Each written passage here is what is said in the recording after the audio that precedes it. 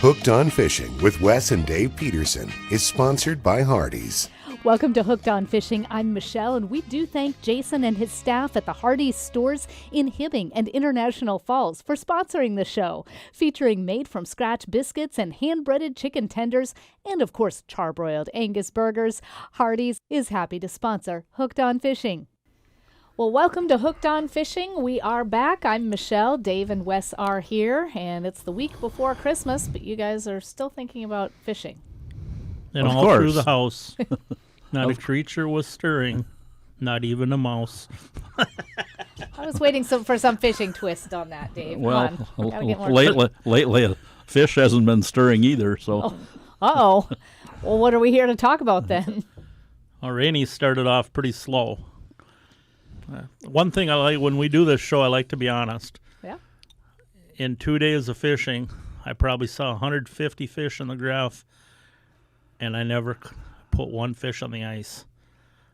It was crazy, and I talked to at least 6 other parties that never caught a fish either. But Rainy, usually we have current. We have no current. So on the underside of the Rainier Bridge, between the main bridge and the Rainier Bridge, it's froze all the way across there, which is really unusual. So the ice is froze all the way up there, so there is no current. So Is that just because of lack of wind or the weather or because it was so cold or what? well, they just have, the gates are closed because they don't, okay. So that surprises me a little bit because we did have, significant rains in October, early November. So I thought they might be letting a little more through, but yeah, So, they didn't ask me for some reason. we don't check with the fishermen on this stuff, huh? Normally when I've seen these conditions before, though, I try to fish deep water, and then I can catch fish because the fish still have to eat. Mm-hmm. But I was fishing 12 feet of water both days, and it was just slow. And usually, last year was phenomenal where I was fishing, but I had some current. You can always tell when there's current because your lines are floating towards the west or northwest or whatever. You can tell when there's current, especially if somebody has a bobber on that always floats to one side of the hole. Yeah, it's pretty dead water right now. But How much ice is out there? How thick? I'd say 10 inches roughly. depends on where you go. You couldn't go everywhere and find 10 inches, but Where we've been, it's been 10. we fished Red Lake a week and a half ago, and there was 8, I think, there. And how was that? Fishing? Yep. Fishing was good. Very good. Yeah, a lot of fun. We didn't get a huge number of fish. We stopped one, or we just quit one short of our limit, and we actually had a couple go back down the hole that we could have kept. But yeah, One was in somebody's arms. Oh my! all the fish we got were really nice. And it just jumped right back down. Well, he was about to measure it, and it flipped up. It not only jumped, got out of my hands. When it hit the hole, it was doing, like a nosedive right in the middle of the hole. It wasn't kinda like knew where off the to hole the was. side. Wow, that's like a 10 for a dive, right? Yeah, it was. It was a 10. So the moral of that story is what? How do you hold a fish and how do you keep it away from the hole? The moral of the story is Dave was really laughing. I I'm laughed sure for he 10 was, 'cause minutes. It wasn't you. It was hilarious. Oh, well. Wow. So where are you going to try next? Lake of the Woods. I'm going over there tomorrow. I think Dave's going over this afternoon. So Okay. We've had good reports from there, so And can you can drive out on the ice now, or? they're taking their little mini SUVs, the little trackers, and I suppose side by sides and snowmobiles and 4-wheeler, not vehicles yet, not trucks or cars, but that's to be honest with you, it's better when you start taking the vehicles, and that's when the fishing starts going down. You get all that pressure on there, and it makes a lot of noise. And actually that happened Saturday. We were out fishing, and we're seeing it started out pretty slow for me, but then I started seeing fish, and then we got 7-8 guys running around in snowmobiles and four-wheelers, and it just you're in 10, 12 feet of water. I just didn't see. And I've even read, some of these pros, they're fishing in 5 to 10 feet. They're even hoping for snow on the ice because it's too much noise if they walk.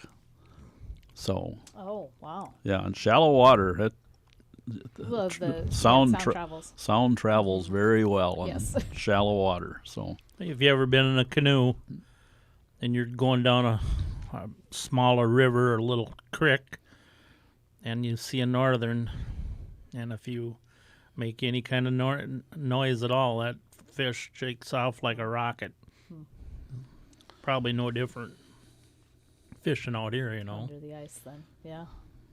Well, another example is where we fish in the wintertime on Rainy, or one of the places we fish. There's a lot of boat traffic in the summer. Nobody fishes there in the summer. And there's just too much traffic. Sure. There's no fish, just don't stay there. Yeah. So that is interesting, Wes. You're right. Nobody ever. You might get some tourists once in a while fish off to the side, but they're not catching anything. And they might get some smallmouth, or they might get a small northern or something. But and that's really one of the keys on big basins without a lot of structure, like Lake of the Woods there's places that have structure, but a lot of the places they fish set up houses, they're big open flats. The key is just get away from people. And Red Lake is the same way. Just get as far away from those people. But pretty busy down there too. Oh, yeah. It's unbelievable. It's yeah. When Wes and I entered the ice, I know we could at least see 300 houses. And when we left, Already? It was all portables then. Yeah, it was all portables. But when we left, I'm sure if we counted I'm sure over the whole Red Lake, which is huge, there would have been over 1,000 houses. Oh, well, way over 1,000. Yeah. And that was on a Friday. Wow. Yeah. So Saturday, Sunday, it's probably 5,000 to 10,000. So we took the first day we went together. Wes has a bigger house. We just took that, and then we pulled it behind a four-wheeler. And we went to the end of there where they have a road staked, and then we went off to a direction so our goal was not to get by anybody. Mm-hmm. And of course, I don't know, probably the closest person was 300 yards approximately. And then when you fish there, because it's such a big basin of water, you got to use something to attract the fish. So we use something. I started out with a rip and wrap, which has got a little bead in it and makes a lot of noise. And I just started jigging that real hard. I wasn't even intending to catch a fish. I was hoping to attract fish. And then about probably 10, 15 minutes after that, they started coming in, and they weren't fast. We'd see 2, 3, maybe 4 at a time. And, And that delay, even that 15-minute delay, whatever it was probably due to the noise from our machine, our getting out there. Right. Once we were set up and stopped making noise, that's, a little while drilling later. Holes and a little while later, and the fish started coming in. And Lake of the Woods, Wes, what would you suggest people use? Well, the first thing I'm going to look at is the clarity of the water. Clarity of the water will determine what I'm going to start with. If it's murky, visibility isn't real good, I'm going to have something that flashes and makes noise.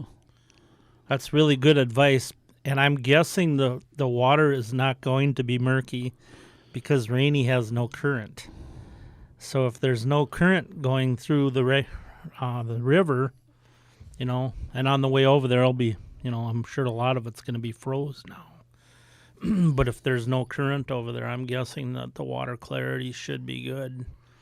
But you're right. Yeah, but they did have a lot of wind here a couple weeks ago, and after it was froze, or I think most of it was froze over, but it's hard to say what it'll be like.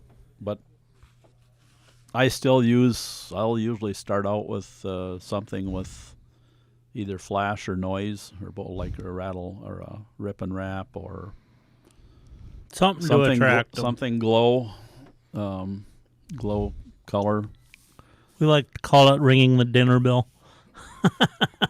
Let them know that, Yeah, again, I've probably told this story before, but years ago I was down in Red Lake and fishing we'd rented a house, and they came and checked on us a couple times during the day, and there was one day about, I suppose it was about 1 o'clock, and we hadn't seen any fish for probably an hour on our electronics.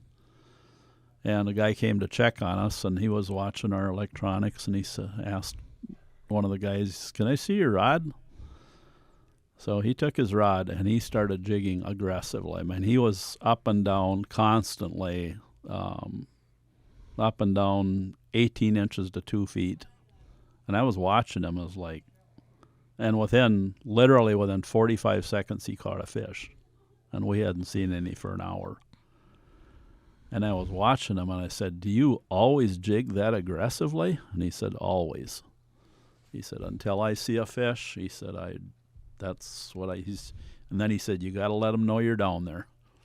And I've never forgot that. I've applied that to every place we fish now. And as far as color, what I'll start out with, I think today and tomorrow is supposed to be cloudy. I'll probably go with a bright color. If it's sun is shining, I'll get onto gold pretty quick. At least by the time you get to 9, 10 o'clock in the morning, then I'll probably go to a gold or something shiny. But low light, yeah, I'd like to go with a lot of color, glow. Yeah. But I always start out with glow, and then from there I'll work on, if it gets real sunny out, guessing there's not going to be a lot of snow on the ice over there, which is actually a good thing, because then you got sunlight penetrating through the ice, and I don't know, all of that creates oxygen, so then I'll use something with flash. And well, here's hoping that Lake of the Woods fish are hungrier than. I know they are. I already heard the reports, so. All right. Well, we got to go gather more material. Better go. Hooked on Fishing can be heard on the radio every week on The Bridge, on Psalm FM, and on KCC TV in International Falls. You can also listen on demand from our website, psalmfm.org. Hooked on Fishing is sponsored by Hardee's in International Falls and Hibbing.